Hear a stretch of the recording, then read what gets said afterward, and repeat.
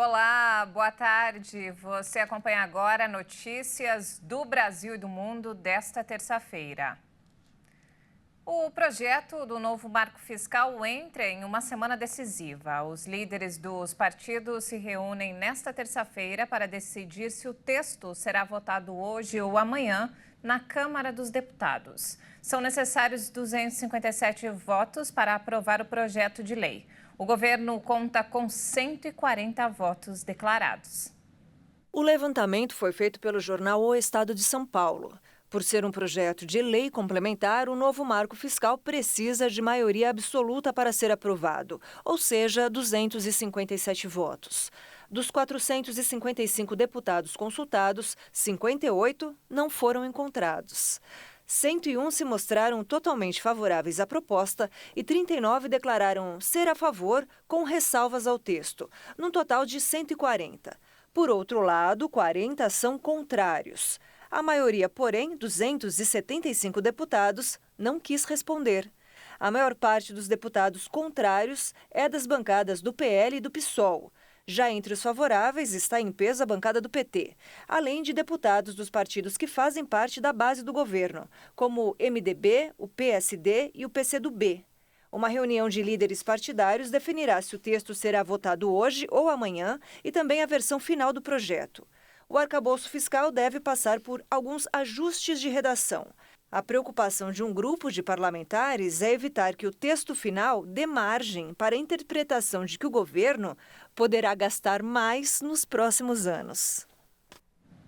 O ministro do Supremo Tribunal Federal votou para tornar réus mais 131 denunciados pelos atos do dia 8 de janeiro. Até agora, o STF já concluiu o julgamento de 5 levas de denúncias, onde 1.045 ações penais foram abertas. A análise acontece no plenário virtual. Após a conclusão deste 6º julgamento dos ministros sobre o caso, o que ocorrerá no próximo dia 29 de forma virtual, o total de réus chegará a 1.176. Ao todo, a PGR apresentou 1.390 denúncias. Nessa modalidade, os magistrados votam por meio do sistema do Supremo Tribunal Federal. Se houver pedido de vista, a votação é suspensa. Caso ocorra um pedido de destaque, a decisão é levada ao plenário físico do tribunal. As denúncias fazem parte de diversos inquéritos que tramitam na Corte. Em um deles, há uma investigação sobre o planejamento e a responsabilidade intelectual dos atos. Em outros, são investigados os participantes da invasão que não foram presos em flagrante. E mudando de assunto, olha só, segurados do INSS já podem acessar a carteira virtual do beneficiário e o cartão Meu INSS+, que dá acesso a dados sem necessidade de impressão do comprovante e oferece descontos. A nossa repórter Maria Clara Leite traz mais detalhes. Essa nova modalidade de acesso virtual concede aos beneficiários descontos em farmácias, telemedicina, viagens, seguros, shows, cinemas, entre outros serviços. Para ter acesso aos benefícios, basta abrir o aplicativo ou site Meu INSS e clicar no ícone Carteira do Beneficiário. Esse clube de vantagens do Meu INSS+, é resultado de uma parceria entre o Ministério da Previdência, o INSS e os bancos do Brasil e Caixa Econômica Federal para os usuários correntistas ou não. Pelo menos 19 milhões de beneficiários do INSS, entre aposentados, pensionistas e outros, terão acesso a esses descontos oferecidos. Diante da onda de indignação com os insultos racistas contra o jogador Vinícius Júnior em um jogo na Espanha no último domingo, a polícia espanhola prendeu hoje um total de 7 pessoas suspeitas de crimes de injúria racial e ódio contra o brasileiro. No início da manhã, a polícia anunciou a detenção de 4 pessoas suspeitas ligadas ao boneco que representava o atacante brasileiro e estava enforcado sob uma ponte de Madrid em janeiro de 2023. Poucas horas depois, policiais prenderam 3 torcedores do Valência, identificados pelo clube como autores dos insultos feitos ao jogador durante a partida de domingo.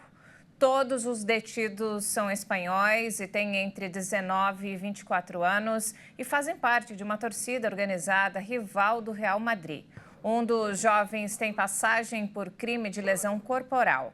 Os torcedores foram identificados pela direção do Valência e foram detidos em suas residências no sudeste da Espanha.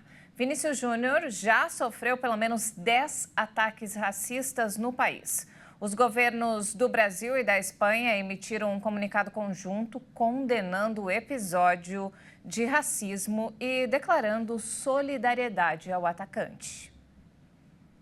E um cessar-fogo de uma semana entrou em vigor no Sudão, mas os enfrentamentos continuam na capital, Khartoum. O sinal amarelo foi aceso nesta segunda-feira pelo chefe da missão da ONU no país africano, Volker Perthes. Em partes do país, os combates entre os 2 exércitos ou as 2 formações armadas se intensificaram em tensões comunitárias ou desencadearam conflitos entre comunidades. Nas ruas da capital Khartoum, os moradores estavam ansiosos com o início do cessar-fogo entre as partes em conflito. O acordo foi anunciado no domingo e entrou em vigor na noite desta segunda-feira.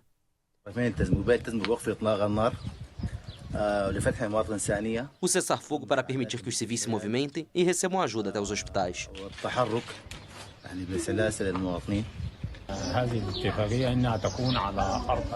Esperamos sinceramente que seja implementado no terreno e que os Estados Unidos e a Arábia Saudita acompanhem a sua implementação. Esperamos nos beneficiar deste acordo e alcançar segurança e estabilidade. Segundo testemunhas, mesmo com a entrada em vigor da trégua, os enfrentamentos continuavam sendo registrados na capital. Desde 15 de abril, a guerra entre o exército do general Abdel Fattah al-Burhan e os paramilitares das Forças de Apoio Rápido do general Mohamed Hamdan Daglo deixou 1.000 mortos e mais de 1 milhão de deslocados e refugiados. E uma última informação, os torcedores envolvidos no episódio de racismo contra o jogador brasileiro lá na Espanha já foram liberados. Eles foram detidos, mas já foram liberados. E olha só, e continuando, o presidente dos Estados Unidos, Joe Biden, e o presidente da Câmara, o republicano Kevin McCarthy, não conseguiram chegar a um esperado acordo para aumentar o teto da dívida. Os Estados Unidos podem dar calote inédito em investidores. Biden, que acaba de retornar do Japão, onde participou da cúpula dos países mais ricos, o G7, recebeu na Casa Branca o líder republicano da Câmara dos Representantes. O objetivo do encontro foi retomar as negociações para um acordo rápido e evitar um perigoso default dos Estados Unidos. É o primeiro sinal positivo depois de um amargo encontro entre negociadores democratas e republicanos na última sexta-feira. Os republicanos exigem reduções nos gastos públicos.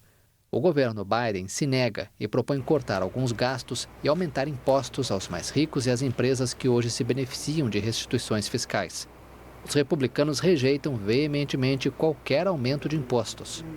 Biden alertou que recusaria um acordo que proteja os subsídios de bilhões de dólares às grandes petroleiras, enquanto coloque em risco a atenção sanitária a 21 milhões de americanos. E uma nova operação de busca do caso Madeleine McCann foi retomada hoje e deve durar até esta quinta-feira. A menina britânica desapareceu em 13 de maio de 2007, quando passava férias com a família num resort em Portugal. Na época, ela tinha apenas 3 anos de idade. Desde então, o caso mobilizou policiais de diversos países e causou comoção mundial. A menina britânica desapareceu em 2007 na região da Praia da Luz, no Algarve, onde passava férias com os pais. As operações estão em curso em Portugal e são realizadas com o apoio da Polícia Judiciária alemã.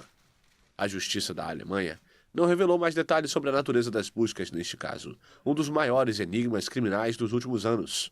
A polícia portuguesa já havia anunciado na segunda-feira que realizaria novas buscas a pedido das autoridades alemãs.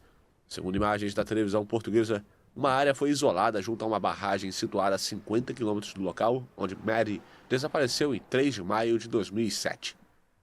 O alemão Christian B., um pedófilo reincidente, é o principal suspeito pelo desaparecimento desde 2020. A investigação ficou paralisada por anos, antes que as autoridades tomassem conhecimento desse homem, que morava a poucos quilômetros do hotel onde a menina estava hospedada na época. O suspeito Christian B. está cumprindo uma sentença de 7 anos de prisão na Alemanha pelo estupro de uma americana de 72 anos. Ele também foi acusado de outros 5 crimes e delitos sexuais cometidos entre 2000 e 2017 em Portugal. E essa edição fica por aqui. Mais informações ao longo da nossa programação. Obrigada pela companhia e uma ótima tarde para você. Até mais.